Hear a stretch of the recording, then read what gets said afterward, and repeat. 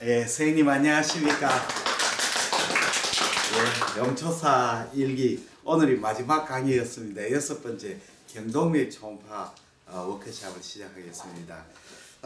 이번 강의는 제가 이렇게 코팅 앞뒤로 코팅에 있는 경동맥 초음파 강의 요약을 선생님한테 드렸습니다. 이걸 보면서 같이 이렇게 강의를 하겠습니다. 요렇게 코팅을 하니까 굉장히 좋습니다. 저도 이제 여기 코팅이가 책상에다 딱 갖다 놓고 놓으면 이제 환자들한테 설명하기도 참 좋거든요. 보면서 이렇게 설명하고 또 이렇게 하면 굉장히 환자들이 알아먹기 쉽고 또 본인도 이렇게 하면서 보니까 참고가 됩니다. 그래서 앞으로 한번 해보고 좋으면 다른 파트도 이런 식으로 한번 만들어 볼까 생각을 하고 있습니다. 경동맥은 뭐 다 아시다시피 지금 이제 굉장히 로컬에서 하기가 좋습니다. 경동맥 초음파는 검사하기가 첫째 쉽습니다. 이거는 뭐 환자한테 전혀 통증도 없고 바로 그 목에다 갖다 대면 되니까요. 그리고 경동맥은 기계가 그렇게 고가 아니도 할 수가 있습니다. 우리 심장 에코는 기계가 좋아야 되지만 이 경동맥 초음파는 뭐 중저가 초음파 기계로 충분히 검사할 수가 있습니다. 그리고 지금 우리나라가 내년부터 이제 내년 전년부터 아마 초음파 보호막 전면 보호막 앞두고 있는데 그 초음파의 경동맥 초음파 수가가 굉장히 좀 높습니다. 생각이라. 그래서 경동맥 초음파는 그 중저가 기계로 또 간단하게 할 수 있고 또 좀 보험 수가도 괜찮으니까 많이 하게 될 것 같습니다. 그리고 또 실질적으로 또 경동맥 초음파의 대상이 굉장히 많습니다. 고혈압, 고지혈증, 당뇨병, 3대 성인병에다가 그 다음에 TIA가 의심되는 환자, 또 뭐 요새는 건강검진의 헬스 체크업으로 또 하시려고 하는 분이 굉장히 많거든요. 또 실제 임상에서 뭐 다른 선생님도 이야기하지만 우리가 사람은 그 막연히 이야기해가지고는 오래 가지는 못하죠.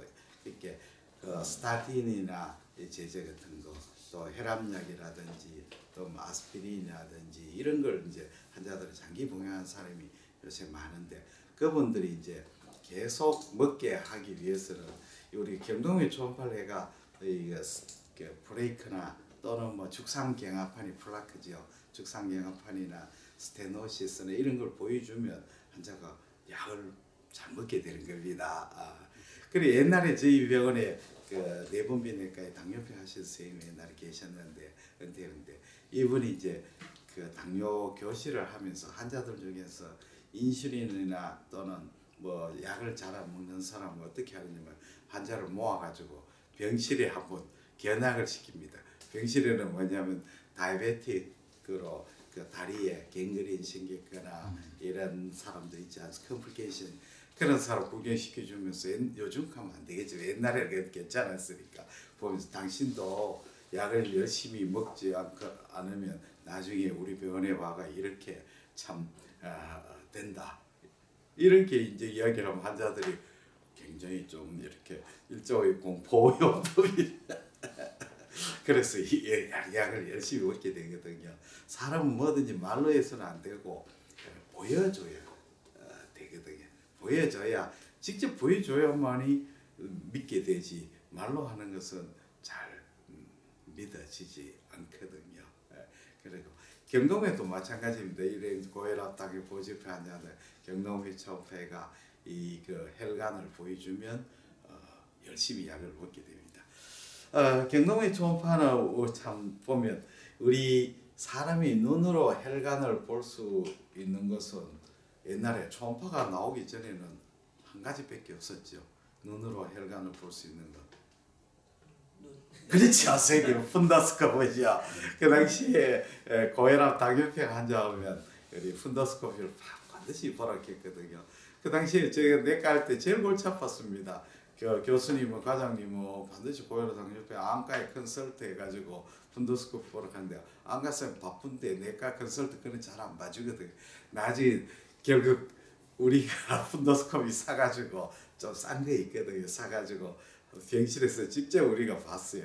보니까 뭐 금방 알게 되겠대요. 처음에는 이제 안과 선생님한테 좀 컨설테이션 해가지고 맞춰보다 나중에는 뭐 우리가 다 보고 하이퍼텐시 뭐 그레이드 1, 2 하고 뭐 이런 다 매기 뭐 거의 비슷하게 됐어요. 그러니까 안과에서 컨설트 해주면 아예 봐주질 않아. 너 다 잘하는데 왜 우리 바쁘게 해주느냐. 좀 중증 있으면 우리한테 보내라. 됐습니다.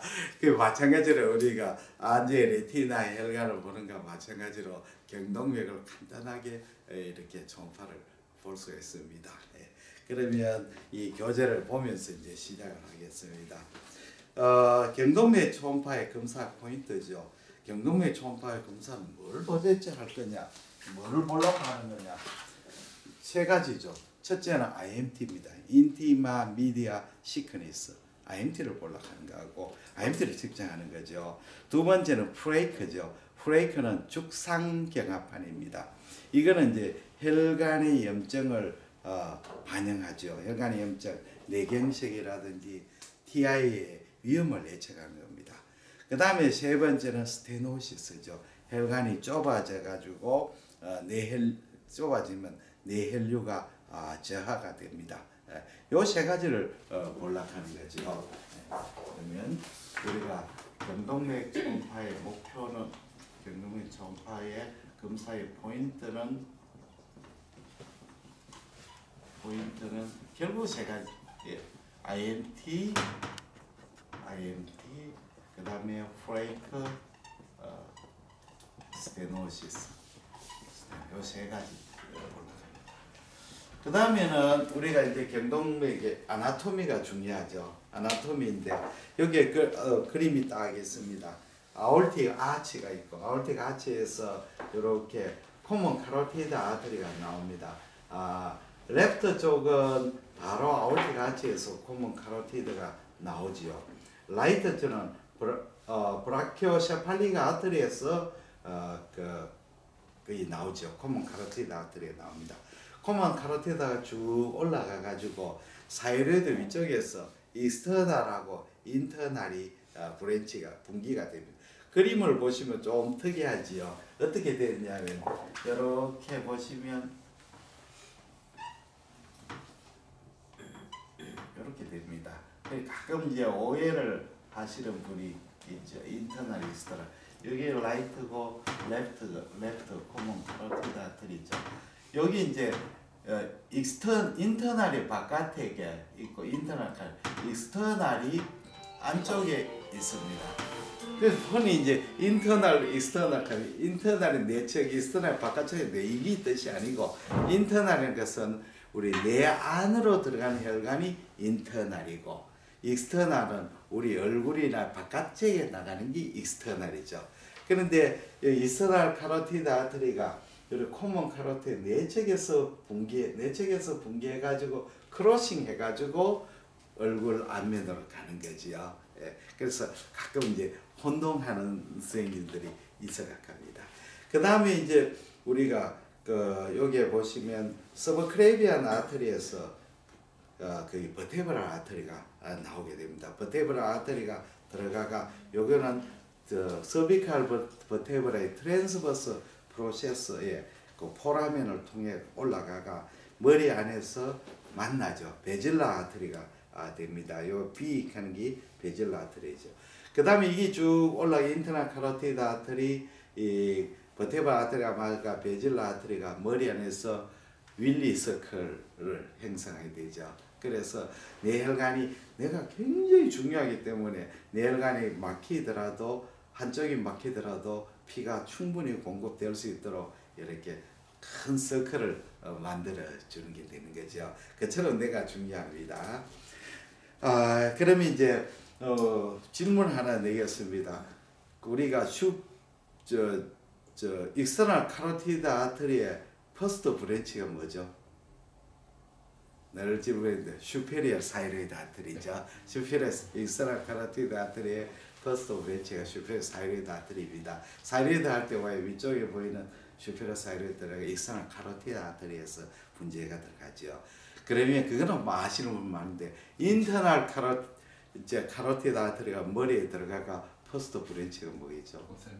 그렇죠. 오탈미 아트리입니다. 오탈미 눈으로 가는 아트리. 오탈미 오탈미. 아트리가 퍼스트 브랜치입니다. 예, 그거는 뭐 양념으로 또 이야기했는 겁니다. 그 다음에는 이제 우리가 혈관 질환을 할 때 파지티브 리모델링 하는 게 있습니다. 리모델링. 이게 무슨 뜻이냐면 이제 우리가 사람이면 참 동물하고 틀리는 게 안 그래도 동물 실험하는 선생님들이 늘 이런 이야기를 해요. 사람이 동물보다 혈관이 아주 잘 발달됐대. 코라테랄 서큘레이션이 혈관이 참 잘 발달. 동물보다 혈관이 구조가 아주 잘 발달됐다고 합니다. 파지티브 리모델링은 뭐냐면 혈관이 이렇게 있으면 혈관에서 혈관의 내강이 이렇게 있죠. 혈관이 프레이크나 이런 것이 생기면 프레이크가 생기면 여기에 프레이크가 생기죠. 프레이크가 생기면 혈관은 어떻게 되느냐면 요 그대로 유지하는 것이 아니고 혈관이 이렇게 요 프레이크 있는 부분에서 이 혈관이 뒤쪽으로 벌진하게 되는 거예요. 이렇게 벌진하게 되죠. 이 뜻은 이제 혈관은 자기의 그 다이아미터를 유지하려고 노력하는 거죠. 그래서 요 프레이크가 생기거나 여러분 찌그러지면 이쪽이 늘어나가 전체적인 혈관을 유지하려고 노력합니다. 이걸 파지티브 리모델링이라고 하죠. 그러나 이제 혈관이 프레이크나 이것이 죽삼경 하반이 전주성으로 생길 뿐만 어쩔 수 없이 스테노시스가 된 거죠. 한쪽에 생기면 반대쪽에 건강한 쪽에 벌징해가 어쨌든 다이아미터를 유지하려고 노력을 합니다. 그래서 완전히 이제 한쪽으로 프레이크가 생기면 요 다이아미터는 이쪽으로 벌징해가지고 다이아미터를 유지하려고 하는데 전주성으로 생길 뿐만 이제 어쩔 수 없는 거죠. 리모델링을 할 수 없는 거죠. 전주성으로 생기면 좁아져. 이렇게 파지티브 리모델링입니다. 그 다음에는 수치가 자꾸 나오는데 사실은 이 수치가 별로 중요하지 않습니다. 혈관의 직경의 평균치는 어떠냐? 총경동맥 7, 내경동맥 6, 그 다음에 추골동맥, 버테브럴 아트리는 3mm거든요. 이렇게 평균치고 보통 총경동맥이 10mm 이상, 내경동이 6mm 이상 되면 확장으로 판정합니다. 이것만 외우면 돼. 16만 외우. 우리가 중요한 것은 총경동맥, 내경동맥이거든. 외경동맥은 별로 중요하지 않습니다. 버테브럴 아트리도 중요하지 않습니다. 16만 외우면 됩니다. 그 다음에는 이제 IMT가 되었습니다. 인티마 미디아 시크니스. IMT라고 하는 것은 인티마 미디아 시크니스죠. 혈관이 이렇게 있다면 혈관에 대개 혈관벽이 처음에는 혈관에 엔도세리움이 있지 않습니까? 엔도세리움이 있고 여기 이제 서브 엔도텔이 있고 그 다음에 미디아가 이렇게 있을 겁니다. 미디아가 있습니다. 미디아, 어드벤티티아. 이렇게 이제 혈관에 3층 3레이어인데 초음파 빔이 딱 부딪히면 어떤 일이 생겼냐면 초음파 빔이 이렇게 부딪히면 인팀 엔도세리움과 내강은 음양 계면이 굉장히 크죠. 그러니까 어떻게 고에코로 나오게 되죠. 고에코로 나옵니다. 이 고에코는 이 엔도세리움과 내강하고 부딪혀가 생기는 거죠. 그 다음에 그 뒤에 미디아는 저에코가 되는 거죠. 그래서 이론적으로 그 다음에는 어드밴티지아는 고에코로 나옵니다. 그래서 우리가 초음파로서 엔도세리움하고 미디아하고는 구별이 되지를 않습니다. 그렇죠. 이 고에코가 생기버리니까 이 고에코는 엔도세리움하고 내강하고 경계면에 생기는 에코가 되어버리죠. 그래서 우리가 초음파로 어디서 엔도세리움에서 미디아하고 그 인팀하고 미디아 구별이 안 되는 거죠. 그래서 항체 인팀하고 미디아를 같이 합쳐가지고 IMT라고 합니다. IMT라고 하죠. 그렇게 됩니다. 그러면 이 IMT가 요렇게 IMT는 그 에이지별로의 평균치가 있습니다. 이건 이제 사실은 외울 필요는 없습니다. 외울 필요 없는데 우리가 두루 뭐 해가 보통 0.1 이상 되면 이제 두꺼워졌다 이렇게 cm 이상 되는데 그래도 이제 평균치를 외우려고 하면 이렇게 하면 됩니다.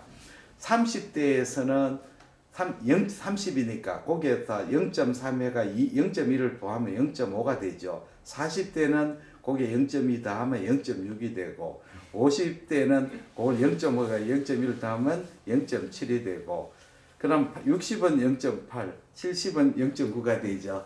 그렇게 거기에서 플러스 마이너스 이제 표준 편차를 3, 4, 5는 플러스 마이너스 0.1, 60, 70은 플러스 마이너스 0.2로 생각하면 됩니다. 그럼 대부분 외워죠. 30대 같으면 50대 같으면 어떻게 됩니까? 0.7이죠. 플러스 마이너스 0.7은 3, 4, 5는 표준 편차 0.1이고 그 다음에 60, 70은 플러스 마이너스 표준 편차 0.2로 하면 되는 거죠. 이렇게 이제 하면 됩니다. 그 다음에는 IMT를 어디서 잴 것이냐 굉장히 이제 논란이 많습니다. 근데 뭐 IMT도 크게 나누면 이제 재는 데는 보통 우리가 일반적으로 뭐 논문을 쓰거나 이렇지 않고 우리가 뭐 임상에서 잴 때는 common carotid artery bifurcation 이제 common carotid bifurcation이 되죠. 여기가 bifurcation 되는 부분이죠. cation 이 bifurcation 부분에서 1cm 범위 내에서 CC의 common carotid artery 파월 니어월이 아니죠. 여기에서 재는 거죠. 이쪽에서 잴 때 단 전제 조건은 이 니어월의 월 에코가 잘 보이는 파월에서 그 말은 뭐냐면 이 그림도 보시면 잴 때 여기에 포스테리어 월이 니어 파월에 가죠. 안테리어 월이 잘 보여야 됩니다. 안테리어 월도 이렇게 선상 에코 잘 보이고 포스테리어 월이 잘 보여야 이게 단면이 정확하게 끊겼다는 거죠. 오블라이크하게 끊겨버리면 한쪽 월 에코만 잘 보이고 한쪽은 잘 안 보이지 않습니까? 그렇지 무슨 말이냐면 요 혈관을 이렇게 있다면 혈관을 정확하게 이렇게 잘라야죠. 잘라야 안테리어 월에도 월 에코가 보이고 포스테리어 월에도 월 에코가 잘 보이는 거죠. 비스듬하게 자르면 안 되죠. 제가 그리고 안테리어에서 왜 안 재고 포스테리어를 재느냐면 안테리어는 아티팩트가 굉장히 많이 생기죠. 리버브레이션 아티팩트나 이런 게 많이 생기기 때문에 포스테리어 월이 아티팩트가 적기 때문에 포스테리어 월에서 재게 됩니다. 그리고 이제 IMT도 크게 나면 맥시멀 IMT 있고 민 IMT 있죠. 우리가 보통 재는 IMT는 맥시멀 IMT입니다. 이쪽에서 안테리어 포스테리어에서 잘 보이는 데서 제일 두꺼운 부분에 재는 게 맥시멀 IMT입니다.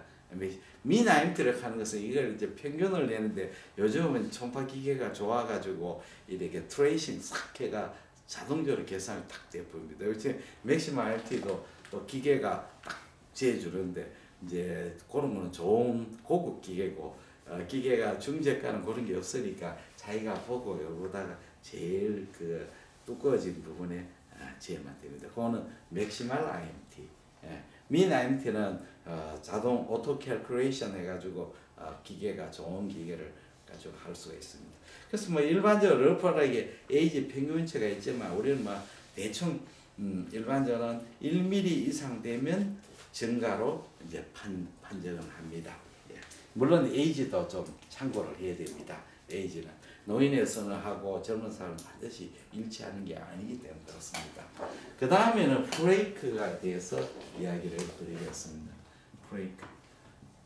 이건 이제 우리말로는 죽상경화반이라고 하죠. 경화반. 아세로스크로시스에서 생기는 거죠.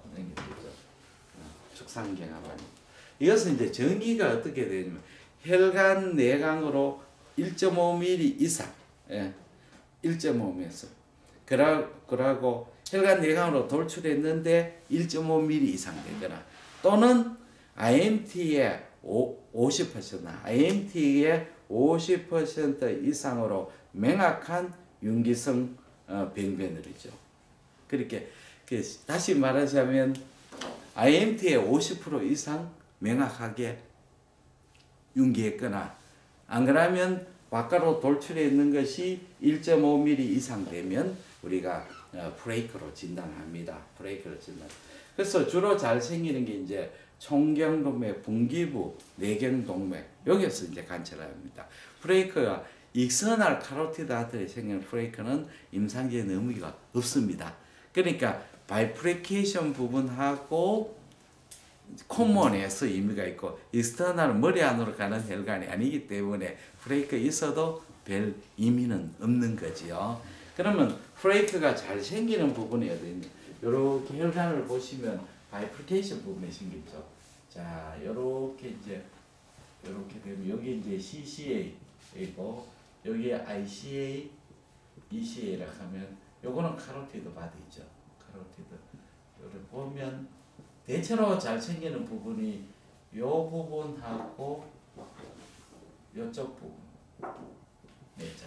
그렇게 이제 CC에서 쭉 와가지고 바이프리케이션 하는 부분에서 파월, 그 다음에 인터널 카로티드 기시 부분에 요쪽 부분이 잘 생겨요. 요쪽 부분에 물론 여기도 생길 수 있고 요쪽에도 생길 수도 있습니다만 대체로 보면 요게 잘 생깁니다. 그래서 볼 때 이제 잘 관찰을 해야 됩니다. 관찰할 때 우리가 도플러의 혈류의 스케일을 굉장히 중요한 혈류를 이렇게 이제 그 스케일을 낮추고 게인을 올려가지고 혈관이 꽉 차도록 해야 됩니다.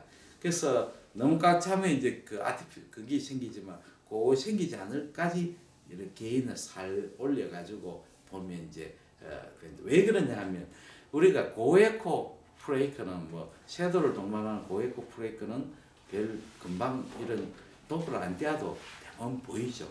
그러나 이제 저에코 브레이크가 문제가 됩니다. 저에코 브레이크는 그 그레이스케일 초음파에서 안 보일 수도 있거든요. 사실은 우리가 브레이크 중에 고에코 섀도를 통한 칼시피케이션 브레이크는 뭐 별로 보여도 별 위험한 게 아니죠. 오히려 저에코 브레이크가 위험하기 때문에 그렇습니다. 그러면 여기에 보시면 이제 우리가 브레이크를 볼 때는 뭐를 보여야 될 것이냐? 첫째는 포면의 성상이 스무스하냐, 일레귤러하냐, 얼스레이션이냐. 여기 이제 스무스하냐. 이제 일레귤러하고 얼스레이션을 하는 거는 요거는 크라이테리아가 여기에 일레귤러는 요런 브레이크가 요렇게 일레귤러한데 요 깊이가 이제 2mm 이상 되면 얼서로 봅니다. 얼서. 요 깊이가 폭파 있는 게 2mm 이상 되면 얼서죠. 얼서. 뭐 어쨌든 얼사 브레이크는 굉장히 좋지 않죠. 여기 이제 찌끄레기가 떨어져가 머리로 가게 되는 거죠. 그 다음에는 내부의 성상이 호모지니어스하냐, 헤테로지니어스하냐. 그 다음에 내부 에코가 저에코냐, 아이소에코냐, 고에코냐 이게 이제 따지게 되는 거죠. 저에코는 아주 에코가 떨어져가 혈관 내강 에코가 비슷한 거고 아이소에코는 SCM 머슬 에코하고 비슷한 거고 등 에코. 그 다음에는 고에코는 이제 그야말로 이제 뼈하고 비슷한 이런 에코가 되는 거죠. 그 요 세 가지 포면 성상, 내부 성상, 내부 에코. 그러면 이제 브레이크를 이 초음파 소견하고 병리 소견을 코릴레이션 시킨다면 균질한 저에코 되면 이거는 이제 브레이크 안에 출혈이 있는 거죠. 피가 있으니까 저에코죠. 균질한 고에코는 파이브로시스가 섬유화되면 고에코 되죠. 그 다음에는 후방 음영을 동반한 고에코는 칼시피케이션이죠. 칼시피케이션이죠. 그 불균일한 에코가 안에 내부에 있을 때는 작은 걸 때는 섬유성 병변이 추가되어 있는 거고 크게 되어 있는 거는 복합 병변이죠. 그리고 낭포를 동반한 불균질 에코는 안에 이제 아스로마 안에 출혈을 동반하거나 아스로마거나 또는 죽상 출혈을 동반하는 이런 복합병명 이런 것이 됩니다. 아까 말씀드렸던 브레이크 안에 2mm 이상 파이지는 것은 을사로 우리가 정의를 합니다. 그래서 뭐 너무 어렵게 생각하지 뭐 결국 브레이크 볼 때는 칼시피케이션을 동반하고 포면이 스무스한 브레이크는 걱정할 필요가 없는 거지요.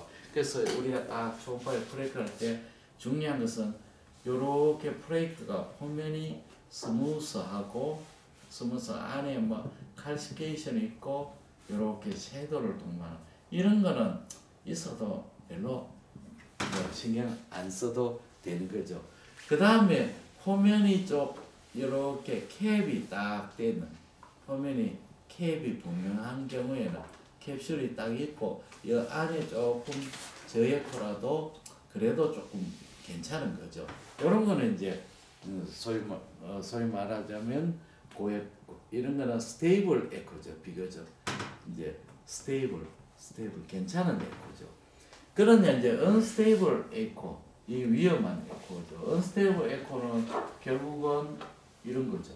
이렇게 표면이 일레귤러하고 캡슐이 없는 거죠. 그 다음에 저에코고 이런 거 또는 이 안에 시스터 같은 거 낭성이 있거나 또는 에코가 안에 얼서레이션이 이런 거는 이제 찌끄러기가 막 떨어진다 가죠. 얼서레 또는 더 위험한 건 플로팅 에코죠. 이렇게 혈관벽에서 이 에코가 왔다 갔다 하는 플로팅 이런 거는 떨어져 나갈 막힐 수 이런 게 이제 위험하고 이 에코가 이 브레이크가 많으냐 적으냐보다 브레이크의 성상이 어떠냐가 사실은 더 문제가 되는 거죠. 다음 장을 한번 넘겨보겠습니다. 그래서 이걸 브레이크를 뭐 타입으로 분류해가 타입 1, 2, 3, 4 이런 식으로 뭐 분류했는데 사실은 뭐 별로 논문 쓰는데 필요한 거 우리는 임상인사는 이게 필요 없는 거죠. 이런 게 있다는 정도만 압니다. 그래서 unstable 브레이크는 브레이크 내에 신생 혈관이 생기거나 또는 출혈, 궤양 이런 것이 이제 아주 나쁜 에코죠. unstable. 그 다음에 위험한 브레이크는 저에코 브레이크, 궤양성 브레이크 이런 거. 그 다음에 브레이크를 계측하는 건데 이제 뭐 논문에 같은 거나 보면 뭐 브레이크 스코어, 브레이크 이제 넘버 이런 말이 있습니다. 브레이크를 전부 다 계산해가 그 스코어를 매긴 사람도 있고 논문 쓸 때 브레이크 넘버인데 사실은 우리 뭐 임상일상 그거 다 필요 없는 일입니다. 우리는 단지 이제 뭐 언스테이블이나 위험한 브레이크가 있는지 그거 찾는 게 제일 중요합니다. 그 다음에 브레이크는 이제 이 두께를 재는가 이제 그런 건데 사실은 이제 요 다이아미터를 이렇게 재는데 다이아미터 재는 것보다는 이제 면적을 재는 것이 칼로브에 낫다. 요즘 이제 기계가 면적을 캘큘레이션 할 수가 있거든요. 그래서 브레이크를 계산이 되면 면적을 재는 게 나중에 팔로 할 때 더 좋다. 이렇게 이제 되겠습니다. 그 다음에 우리가 이제 스테노시스가 있습니다. 스테노시스. 우리가 브레이크가 이제 쭉 돌아가면서 축산경화번의 혈관의 전주성을 되면 결국은 혈관이 좁아지게 됩니다. 이래 되면 이제 파지티브 리모델링이 일어나지를 못하게 되죠. 그러면 혈관의 이제 협착을 우리가 평가할 때는 우선 정상 혈류 속도의 평균치를 알아놓는 게 요거는 이해놔야 됩니다. 코먼 카로티드 아트리는 피크 시스터리 벨로시티만 외우면 됩니다. PSV가 피크 시스터리 벨로시티 90이고 플러스 마이너스 20입니다. 포준편자. 그 다음에 인터널 카로티드 아트는 60이고 그 다음에 버테브라 아트는 60인데 이건 버테브라는 외울 필요가 없고 90, 65만 외우면 됩니다. 그러니까 코먼 90, 그 다음에 인터널 카로티드 65, 90, 65, 그 다음에 표준 편차 20, 90, 65 플러스 마이너스 20 이거만 외우면 됩니다. 그 다음 익스터널 외울 필요 없습니다. 그 다음에 인터널 카로티드는 우리가 정상 상한이 130이다. 요거 외워야 됩니다. 90, 65, 130 이렇게 외워놓으시면 됩니다. 다른 게 외울 필요 없습니다. 90, 65, 130 이렇게 인터널 카로티드 130까지 이가 정상이고 평균은 65 플러스 마이너스 20, 130까지 정상이다. 90, 65, 130입니다. 그 다음에는 이제 협착을 평가하는 방법이 있습니다. 협착을 평가하는 방법은 세 가지가 있습니다.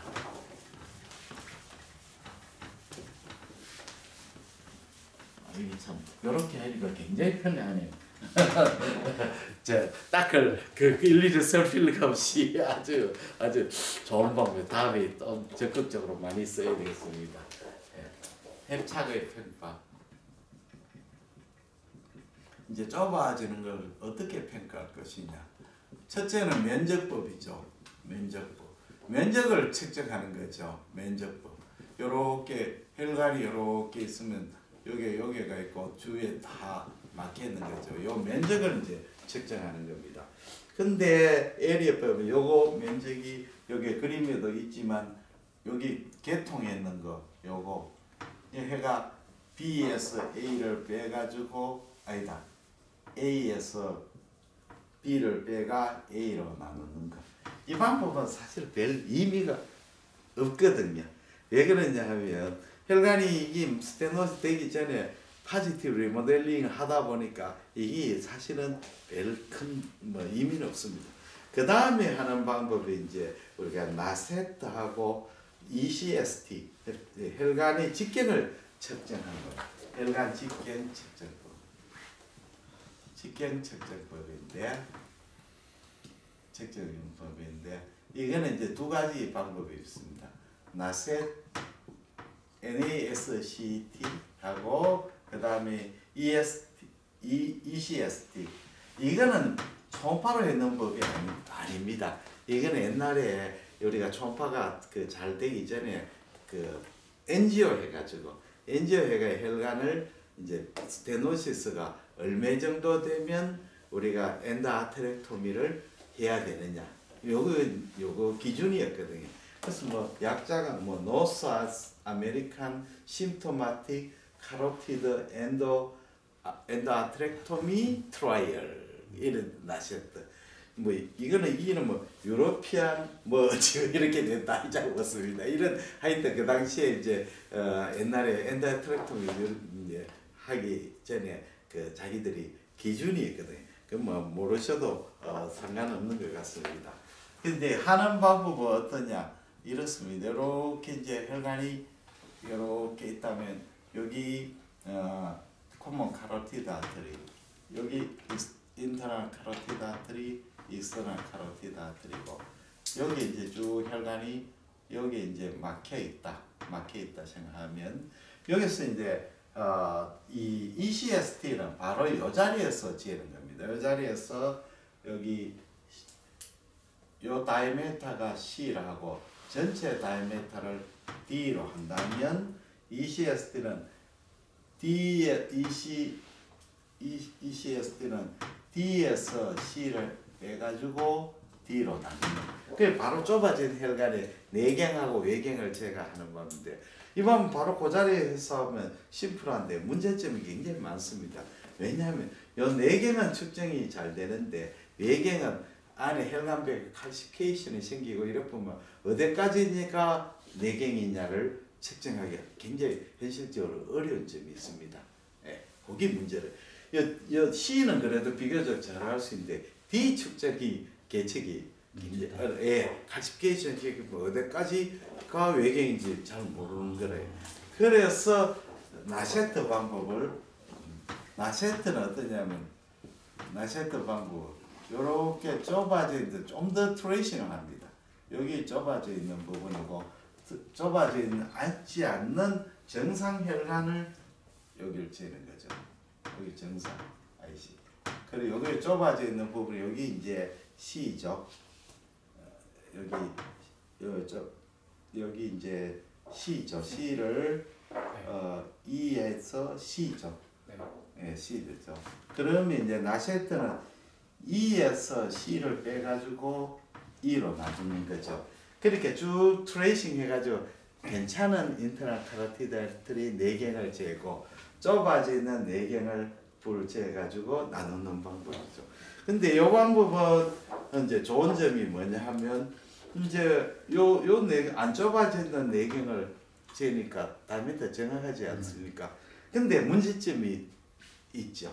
왜냐하면 요 혈관이 똑바로 스트레이트로 간다는 보장이 없죠. 혈관이 요렇게 가다 약간 방향을 틀어보면 이 다이메타가 진짜 다이메타 아니죠. 왜냐하면 요 혈관을 같은 화면에 보여야 되는데 여기 커브돼 보면 이 다이아미터는 진짜 트루 다이아미터 아니죠. 예, 그러니까 그게 문제가 되는 겁니다. 그래도 이제 나샤트가 ECS보다는 훨씬 더 뭐가 좋냐면 재현성이 좋은 거죠. 모든 검사에는 중요한 게 재현성이 있어야 되는 거 아닙니까? 재현성이 좋다는 거죠. 그래서 실제로 해보면 이제 나샤트가 ECSD보다 좋다. 재현성까지 생각나면 우리가 이제 신약을 개발하게 되면 전 세계에서 전부 다 그 특허 신약은 10년인가 몇 년간 특허를 보존해주고 그걸 안 합니까? 그러면 왜 특허를 해가 정부가 보호를 해줄까요? 이유가 뭘까요? 그것은 신약의 특허를 받으려고 하면 자기가 만든 비밀을 완전히 오픈해야 되는 거예요. 그리고 다른 사람이 그렇게 오픈했는 기술로서 복제가 가능해야 되는 거예요. 내가 이 약을 만드는데 특히 스타틴을 만드는데 이 약을 신약을 했다가 독점 받으면 내 이 비밀을 완전히 오픈해가 제3자가 그 메소돌로지로 해가지고 딱 만들어냈으면 비로소 특허를 인정해 주는 거죠. 그리고 남이 못 만들어요. 그렇죠. 그렇게 특허 제도가 결국은 뭐냐면 선 사람을 이롭게 하는 거죠. 특허 기간이 풀리면 누구든지 만들 수 있도록 하는 거니까요.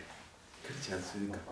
마찬가지 재현성이 있어야 되죠. 과학은 재현성이 있지 않으면 굉장히 문제가 되죠. 뭐 이야기가 너무 쉽게. 그런데 이런 문제가 있어요. 그래서 결국은 뭐를 하느냐 하면 협작의 평가를 벨로시티로 하게 되었습니다. 벨로시티. 그런데 우리가 뭐 베르누이 정리입니까? 그건 잘은 모르겠는데 저도 물리를 워낙 못해가 작게 때 수학 물리를 너무 못해가지고 좋은 대학에 못 들어갔어요. 왜냐면 고등학교 때는 국어, 사회, 독일어 뭐 이런 거는 뭐 엄청난 점수를 얻었는데 결정적인 것은 수학에서 점수를 다 잃어버렸어요. 그러니까 도저히 안 되는 거죠. 게임이 안 되는 거죠. 요즘 같으면 문제였는데 옛날에는 서울대학 수학 문제 엄청 어렵고 물리 언제 어렵거든요. 그러니까 아무리 다른 점수에 많이 따도 수학에서 점수를 다 잃어버리니까 도저히 안 돼. 불가능한 거죠. 자, 이렇게 이제 혈관이 스테노시스가 됐다. 좁아진. 여기 이제 스테노시스 부분이고, 여기는 풀이고 포스터죠. 자, 포스터 스테노. 자, 그럼 혈류가 어떤 식으로 혈류 파행이 되느냐? 혈류가 이렇게 흐르게 되죠. 흐르게 되면 이 스테노시스 부분의 혈류의 속도가 엄청 빨라지죠. 포스터 스테노틱은 난류가 되어버린 거죠. 그렇게 안 됩니까? 뭐 이론적으로 그렇게 되지요. 그래서 프리스테노는 혈류가 정상의 피크 시스톨이 이렇게 간다면 스테노시스는 벨로시티가 엄청 올라가겠죠. 이렇게. 포스트 스테노시스는 어떻게 혈류가 이렇게 메가리가 없어지는 거죠. 그렇지 않나요? 혈류 메가리가 없어지지 않나요? 그러니까 여기 스테노시스는 피크 시스톨 벨로시티가 올라가는 거죠. 이거는 정상 타입. 요거는 뭡니까? 펄서스 타로두스가 되는 거죠. 메가리가 없거나 난류가 되고 혈류 파행이 막 엉망이 되는 거죠. 왜냐하면 혈류가 막 여기서 포스트 노트는 막 터브넌트 플로우가 되는 거죠. 이걸 이용하는 것이 우리가 그 레이날 아트리 스테노시스 할 때 이것과 하는 거죠. 저 갑자기 키드니 이야기 나왔습니다만 레이날 아트리가 이렇게 들어가지 않습니까? 리날 라이트 레날 베인이고 여기 라이트 레날 아트리인데 여기 좁아져 있는 자는 사실 현실적으로 도플라스로 가기가 굉장히 어렵죠. 왜냐하면 이건 워낙 혈관이 좁은데 좁아지 안 좁아지는데 현실적으로 불가능해요. 물론 요새는 그게 나오는 게 MRI까지 뭐 다 할 수 있죠. 옛날에는 그러면 뭐로 하느냐 하면 바로 우리가 리날 아트리에서 이렇게 로발 아트리가 안 갑니까? 로발 아트리. 로발 아트리를 혈류 파행을 딱 체크를 해보면 어떤 일이 생기냐. 로발 아트리를 딱 보면 로발 아트리가 정상이 아니고 이런 식으로 나오면 뭐를 의미합니까? 앞에 스테노시스가 있다는 거죠. 있다는 거죠. 그렇게 여기에 혈관이 막혀 있기 때문에 혈관이 좁아져 있기 때문에 이런 펄서스 파로두스가 있는 거죠. 우리 경동맥도 마찬가지라. 경동맥에서 우리가 쭉 이제 혈관을 트레이싱을 또 하는 거죠. 스테노시스 없으면 전혀 없다 생각하면 가능한 인터널 카로티드의 엔드 부분에다가 혈류 파행을 보는 거죠. 근데 인터널 카로티드의 혈류 파행 이런 게 나오면 뭐를 의미하면 앞에 내가 모르는 부분에 스테노시 있었는 거죠. 그걸 찾아가야 되는 거죠. 그래서 인터널 카로티드 끝 부분에 정상 파행이 오면 앞에 스테노시스가 큰 심각한 스테노시스가 없다는 걸 의미하는 거죠. 예, 이해가 되셨죠? 예, 그렇습니다. 자, 그러면 이제 우리가 스테노시스 여기 또 외울 게 있습니다. 인터널 카로티드 아트리에 우리가 스테노 70%가 되면 이상 되면 스텐트나 엔도아트렉토미를 하는 기준이 되는 거죠. 물론 그거보다 뭐 여러 가지 기준이 있지만 일반적 러프한 기준이죠. 그러면 70%의 기준이 뭐냐가 중요합니다. 오른쪽에 이렇게 도표를 한번 보십시오. 우리가 다이메터가 정상일 때는 피크 시스 125, 엔드 다이스 벨로시티가 40, CC하고 IC의 피크 시스톨 레이쇼가 2.0인데 50%까지 스테노즈 돼도 우리가 전혀 혈관에 혈류의 변화가 없는 겁니다. 그 50% 스테노시스, 50% 스테노시스 이상 되면 이제 피크 시스 벨로시티가 올라가는 거죠. 예. 그런데 이제 문제는 우리가 기준이 70%입니다. 70%가 되면 그러면 피크 시스 벨로시티가 요거 해야 됩니다. 230 해야 됩니다. 나중에 시험 칩니다. 피크 시스를 230 엔더다이스 외울 필요 없습니다. 그 다음에 CC, IC, B가 정상은 2.0 이하인데 4. 그러면 뭐 외울 거 하나밖에 없습니다. 230 4.0 234.0 ICA 230 네? ICA, CCA, B 4배 이래 되면 뭡니까? 70% 스테노시스라 해요. 그것만 외우면 됩니다. 나머지는 외울 필요 없습니다. 그리고 이제 우리가 내경동맥의 혈류 속도는 협착이 보이지 않으면 디스탈 마지막에 이제 IC에서 개척하고 스테노시스가 보일 때는 프리스테노틱, 스테노틱 포스 다 재야 됩니다. 협착이 있으면 프리스테노틱 포스 다 재고 협착이 안 보이면 가급적이면 마지막 인터널 카로티드 아트리에서 혈류의 벨로시티가 중요한 것이 아니고 혈류의 파형이 중요한 혈류의 요거 모양이 중요한 겁니다. 무슨 뜻이 이해가 되셨죠? 혈류의 속도가 중요한 게 막힌 요런 정상 폼이 나는 게 중요합니다. 그 다음에는 이제 우리가 그 인터널 카로티드 아트리하고 익스터널 카로티드 나중에 실습할 때도 이야기를 드립니다만 인터널 카로티드 아트리는 우리가 머리 안으로 들어간 혈류이기 때문에 혈류의 레지스턴스가 적습니다. 그렇기 때문에 혈류가 올 피크 시스톨에서 다이스토리 누를 때 슬로우하게 내려오죠. 그리고 엔드 피크 시스톨 벨로시티도 피가 많이 가고 엔드 다이스토리에도 피가 많이 갑니다. 그러나 우리 사지나 근육에 가는 혈류는 어떻습니까? 시스톨릭에 피가 많이 가고 다이스토릭에 피가 거의 안 가죠. 다이스토릭도 피가 많이 가면 곤란한 문제가 생기죠. 우리가 트롬보도 뭐 헤마토마도 잘 생기고 곤란하지 않나요? 그래서 머리는 또 그런 게 적으니까 사지보다는 훨씬 더 다이스토릭에 피가 많이 가죠. 그래서 시스토릭에 피가 쫙 가다 다이스토릭에는 급격하게 떨어져가 피가 적게 갑니다. 그걸 하이 레지스턴스 플로우, 인터널은 로우 레지스턴스, 하이 레지스턴스 플로우. 그 다음에 혈류에 이제 개척할 때가 굉장히 중요합니다. 요건 이제 개척할 때 헬류 개척할 때 앵글에 하고 굉장히 디펜던트하거든요. 벨로시티. 그래서 우리가 이제 이렇게 헬류를 할 때 혈관을 가급적이면 이렇게 놓는 게 아니고 혈관을 오블라이크하게 만들어줘야 됩니다. 오블라이크. 혈관을 오블라이크. 플랫되면 혈관이 잘 안 나오죠. 그 다음에 이렇게 되면 요 위에 혈관이 이렇게 이제 그게 나오죠. 나오면 여기에 요걸 샘플 볼륨을 갖다가 요 각을 앵글을 갖다가 요 혈관의 직경에 장축상에 패를 해야 되는 거죠. 그렇죠. 그리고 요걸 측정하는 요 샘플 볼륨을 센터에다 갖다 놓죠. 센터에 페리페에 놔두면 이렇게 오블라이크 해줘야만이 뭐가 생기냐면 혈관의 앵글이 적어진 거죠. 요 앵글이 생겨. 요 앵글이 70도 이하가 돼요. 앵글이 네. 줄을 어떻게 앵글을 이러면 적어지는데 만약에 혈관이 이렇게 되어버리면 혈관 앵글이 굉장히 커지는 거죠. 혈관을 이렇게 만들면 이 각이 앵글이 커지잖아요. 그렇죠? 맞지 않습니까?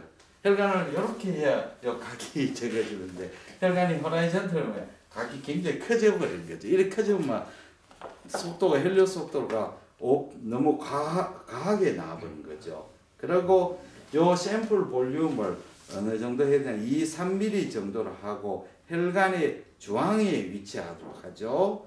그리고 어떨 때는 혈관이 좁아져 있거나 이러면 칼날을 떼어보면 혈류가 제일 중앙에 위치하지만 경우에 따른 혈류가 제일 다른 부분에 위치합니다. 다른 부분에 그래서 혈관이 이제 스테노시스나 이런 게 있으면 혈관이 중앙하고 혈류의 빠른 거하고는 일치 안 돼요. 우리가 혈류는 라미나 프로죠. 혈류의 속도는 센터 부분이 제일 빠르고 페리페럴 부분은 작죠. 그러니까 혈류가 이렇게 되는 거죠. 그렇게 되잖아요. 이렇게 중앙 부분이 제일 한강 복판이 제일 혈류 물살이 좋고 바깥에 물살이 내리지 않나요? 예, 그렇지 않나요? 예, 그러니까 이 센터 부분이 혈류가 제일 많은데 스테노시스가 되어버리면 센터 부분하고는 관계없죠. 이렇게 스테노시스면 혈류가 이렇게 방향이 꾸불꾸불하게 되는 거죠. 그래서 이때는 중앙 부분이 아니고 속도가 가장 빠른 부분인데 그거는 칼라 도플러를 떼어보면 뭐가 나오느냐면 제일 빠른 부분에 그게 나오죠. 엘레이징 이펙트가 나오죠. 그거는 이제 떼어보면 알 수가 있죠. 엘레이징 이펙트 되돌아오는 현상이죠. 거기 생기가 그 부분에다가 이제 속도 벨로시티를 측정하게 됩니다. 그게 이제 중요한 겁니다. 그 다음에는 샘플 앵글은 40에서 50도 하고 60도를 넘지 않도록 하는 게 중요합니다. 그러니까 각이 이제 보통 우리가 50도 정도 하거든. 40에서 50도 각이 60도를 넘으면 안 돼. 60도 넘으면 속도가 오차가 굉장히 큰. 그래서 50도 정도 맞췄습니다. 그 다음에는 마지막에 이제 경동맥 초음파 판독지가 있는데 판독지가 보면 뭐 아주 병원마다 굉장히 차이가 많고 뭐 복잡한 데도 있고 간단한데 제가 여러 군데 보니까 제일 간단한 게 서울대 분당병원 영상의학과의 검진센터 하는 게 제일 심플하더라고요.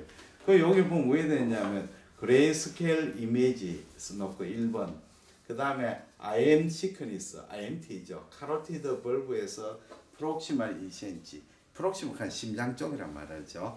거기서 이제 라이트, 레프트, IMT를 여기다 적고, 그 다음에 두 번째는 아스로마 오 아드파인, 아스로마 있으면 그거다가 이제 놔두는 걸 요거다 이제 옆에다가 그리는 거죠. 옆에도 이렇게 보면 이제 라이트, 레프트 해놓고. IC, EC, IC를 놨지 않습니까? 그럼 그거다가 이제 브레이크를 그림으로 이렇게 그리면 되는 거죠. 이건 긴 거는 장축이고 요거는 단축 그림이죠. 거기다가 이제 브레이크를 그리면 되는 거죠. 그 다음에 메저먼트 이제 측정인데 여기 보시면 CCA는 피크 시스템 벨로시티만 측정하죠. ICA는 피크 시스템 벨로시티, 엔더 다이스 벨로시티 다 측정하고 그러면 자동적으로 이제 ICA, CCA 피크 시스템 벨로시티 레이셔가 나오는 거죠. ECA는 별로 중요하지 않죠. 피크 시스템 벨로시티만 측정하죠. 이렇게 측정합니다. ECA나 ICA가 막혔을 때 ECA가 이제 늘어나는 거죠. 늘어나가 그걸 해주는 거죠. 그 다음에 여기에 보스 VA, 버테브럴 아트리는 사실은 뭐 크게 중요하지 않죠. 중요한데 우리가 이제 제일 중요한 게 그 서브클레비안 스틸 신드롬 그런 게 있습니다. 서브클레비안 스틸 신드롬을 하는 것은 우리가 서브클레비안 아트리가 막혀버리면 어떤 일이 생기냐면 혈류가 한쪽으로 팔에 몸가기 상지로 몸가기 때문에 거꾸로 머리에 있는 버테브럴 아트리에서 이 버젤라 아트리에서 버테브럴 아트리로 브라더가 거꾸로 내려와 가지고 브라더를 그렇게 이제 혈류의 방향이 반대가 되어 버린 거죠. 그게 이제 버테브럴 머리로 가야 될 혈류가 머리에서 거꾸로 몸으로 내려오게 되는 거죠. 그래서 그걸 스틸 신도록 스틸이 있느냐 없느냐 노 하면 노에다 동글베이 치면 되고 스틸이 있으면 스틸 동글베이 치면 됩니다. 그 다음에 도플러 웨이브 폼이 노멀이냐 업노멀이냐 노멀부터 노멀 해버리면 되고 업노멀부터만 여기다가 기술하면 됩니다. 그러니까 버테브럴 아트리는 뭐 스틸이 있느냐 그 다음에는 웨이브 폼이 어떠냐 그럼 벨로시티는 별로 재지 않습니다. 별로 뭐 크게 중요하지 않으니까 그렇습니다. 그러니까 뭐 따지고 보면 경동맥은 너무 쉽죠. 이게 다거든요. 다시 복습하면 IMT를 제 메저먼트 하고 그 다음에 브레이크 있는지 찾고 브레이크 중에서 스테이블이냐 언스테이블이냐 스테이블이 많은 거는 뭐 별로 문제되지 않고 언스테이블이 문제가 되는 거죠. 그 다음에는 스테노시스가 있느냐 요거 스테노시스 없으면 인터라카드 엔드 부분에 벨로시티하고 스테노시스가 있으면 풀이 스테노틱 프로세스 다 재야 되죠. 일이 좀 많아집니다. 마지막으로 이제 스테노근이 우리가 경동맥에서 우리가 이제 발견되면 스타틴을 많이 쓰지 않습니까? 스타틴이 역할이 크게 두 가지죠. 첫째는 하나는 우리 몸의 리버에서 콜레스테롤 생산을 줄이는 게 첫째고 두 번째는 이제 혈관백에서 안티 인플레메이터리 이펙트를 일으키는 거죠. 그래서 혈관백에 염증이 생기면 브레이크가 더 잘 생기죠. 혈관백에. 그 혈관백에 염증을 깔아앉히 가지고 브레이크나 그걸 적게 만들죠. 그래서 뭐 논문이 뭐 다 뭐 그쪽에는 논문이 다 끝났지 거의 끝났죠. 그래서 뭐 이 논문도 많이 안 나오니까 뭐 스타틴 선전할 때 콜레스테롤이 정상인 사람에도 있어도 스타틴을 사용하니까 훨씬 더 아테로스클로시스나 이런 것이 줄어들었다. 그런 게 나오지요. 나오고 뭐 논문도 많이 나지 않습니까? 우리가 고지혈증 환자에서 한 사람은 한 그룹은 엄격한 다이어트하고 운동시킨 그룹하고 한쪽 그룹은 야 대충 먹을 거 다 먹고 약만 열심히 먹으라 했는데 나중에 효과가